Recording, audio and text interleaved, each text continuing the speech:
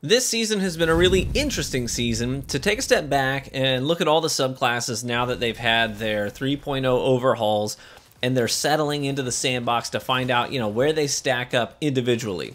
And one thing is painfully clear. Not all 3.0 subclasses were created equal. Some subclasses rose to the top of the meta, others stayed at the bottom, and others yet found themselves in a position so bad that to have one of them on your team in survival or trials was a genuine detriment to the team. It's like having a level 50 Weedle in your Elite 4 team. You basically look at him and say, listen, you're adorable, but I don't know why you're here. And he's like, yo, but String Shot is going to carry this team, just you wait. And then 10 max revives later, you're blacked out, sulking back to Pallet Town with clinical depression. So, which classes are the Weedles of Destiny right now? Well, a case could be made for a few, but I'm going to focus on two specifically in this video, otherwise it would be very, very long. One is the Sunbreaker Titan, which has the absolute worst usage rate of any subclass in endgame PvP, and the Voidwalker, which has one of the worst average overall KDs and win rates in endgame PvP. These subclasses are a genuine handicap when winning matters. So what's holding them back, and how can we make them better? There's always going to be a hierarchy. Some classes will just be better than others, and honestly, that's okay. You kind of want that in a looter shooter, but you never want something to be so bad that even a great player leaning into that subclass stands little to no chance against a bad player coasting to victory on the coattails of an intrinsically better kit. The hierarchy can exist, but the gap can't be as big as it is right now. So I'll timestamp both Voidwalker and Sunbreaker. So if you're interested in the discussion on one of them, you can just hop to that one that interests you most. But let's start with the Sunbreaker. Many of you may be thinking, hey, didn't we just come out of a Sunbreaker meta? And the answer is, kinda. We had a Loreley Splendor meta, which isn't the same thing. So Loreley was busted, giving Titans healing in nearly every duel without requiring an animation. I mean, they could stand and deliver damage uninterrupted, while other classes would need to dodge to get that same restoration, or go through a rift animation, or break gunfire to toss a healing grenade. Loreley Titans, they just stood there like a hive ogre, tanking everything and dishing out an endless stream of damage. And that was definitely meta, no doubt about it. But Sunbreaker lovers were sort of waving flags back then, saying, hey, we got mega nerfed, like what gives, fix it. Like if you weren't running a Loreley, you were like, hey, I'm not having fun anymore. And no one paid them any mind, because all you were seeing was Sunbreakers in PvP. The truth is that the subclass was decent before 3.0 dropped, but instead of making the things that were good better, Bungie nerfed them and sold the subclass on the value of Loreley and the seasonal artifact mods that made big booms. But now that both of those things are gone, lo and behold, the Sunbreaker mains were right. The class sucks, and no one will use it, not even if you paid them. Getting someone to play Sunbreaker is like trying to convince them to buy your crypto and NFT bundle deal. So I noted that things got nerfed, but what am I referring to? Sunspots, for one, got mega nerfed. Not kinda nerfed, like really freaking mega nerfed.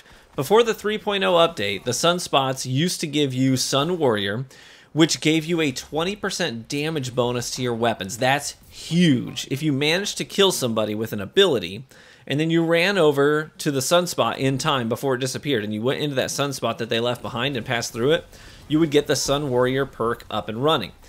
Now, getting a kill with Sun Warrior active then made another Sunspot on the target's location. So you could get this cadence going, right?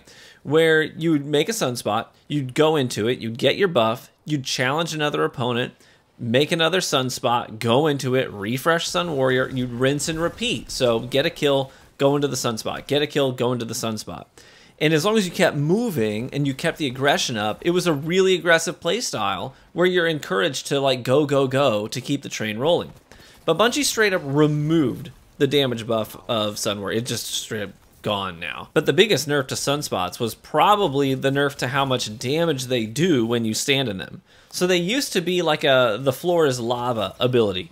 You could coat the ground in napalm, and that gave Sunbreakers big zone control in small spaces and choke points. No more though. They used to do 250 damage per second, so if you literally just stood there for an entire second in the pool, you would die. They cut that way, way down to 75 damage per second. Now they tick for very, very little damage, so you can just like run right through them without worrying too much. That's a literal 70% damage nerf to sunspots. So to put that into perspective, they took a subclass that was highly unpopular because of the investment cost to get those things up and running, and then they nerfed the hallmark ability of that subclass by 70%. That would be like if they looked at Behemoth, which is terrible right now, and said, hey, what does this need? It needs a super duration nerf of 70%. There would be riots in the streets. Yet no one seemed to care about the Sunspots nerf that was literally a killing blow to the ability and took away the majority of their potency in PvP.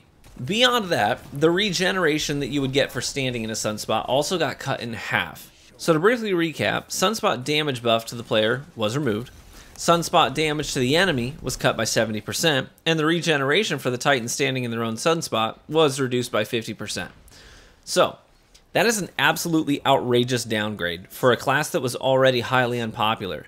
But the nerfs, they don't end there. Bungie decided that that was not enough, and then went ahead and nerfed Roaring Flames as well.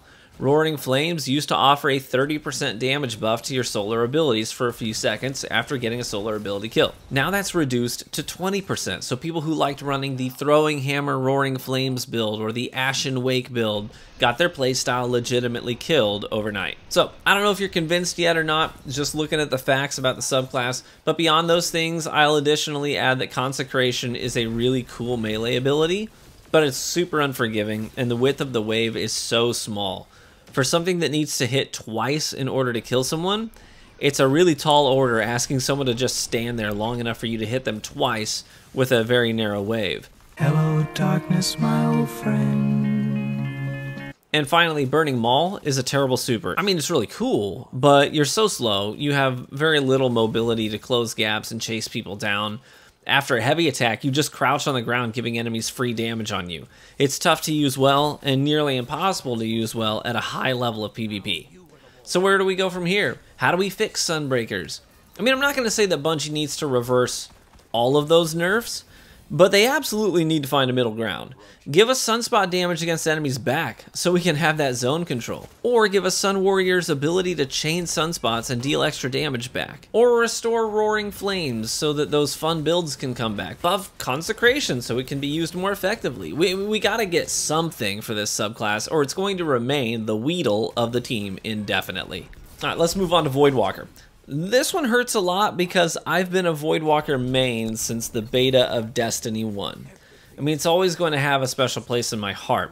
Before we talk about the bad, I think it's only fair to mention what was gained. We did get a buff to blink. We did get a new melee ability called Pocket Singularity, which is really cool. I love using that to throw rushing shotgunners around, or even a melee-based roaming super to throw them off and give me a little bit more time to try to deal with them. We also got the Child of the Old Gods, which is a really fun little ability. It doesn't yield a lot of like kills, but it's good for keeping people from recovering their health, and at a high end, side of the PvP things, it can be used to force an enemy reload by making them empty their mag into the Child of the Old Gods, and then you rush at them while their mag is low before they have a chance to get a reload off.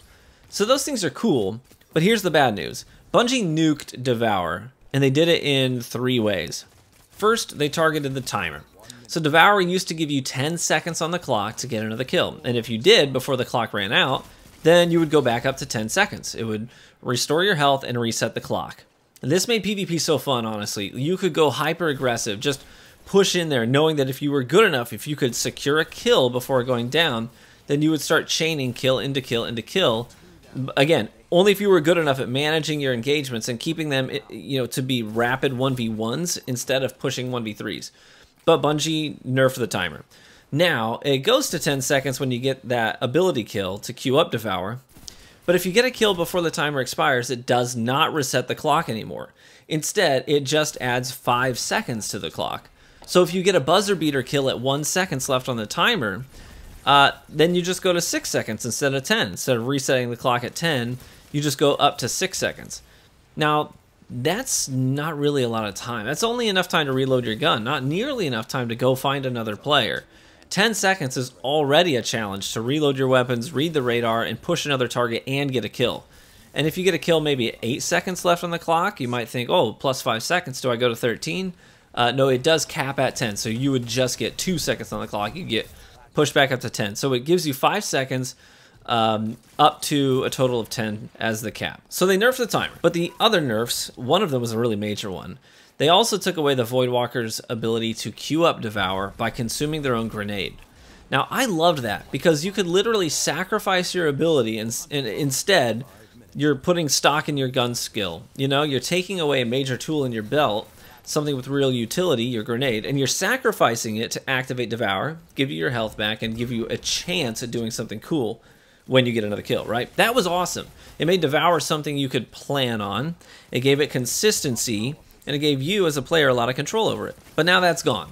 And the only way to get Devour up and running, with few exceptions, is to get a kill with an ability, right? Then while the other subclasses got brand new exotics, right? That did brand new things, you know, Loreley Splendor, Renewal Grasps, which were both obscenely strong and both eventually got nerfed, but very cool exotics. What did Voidwalkers get?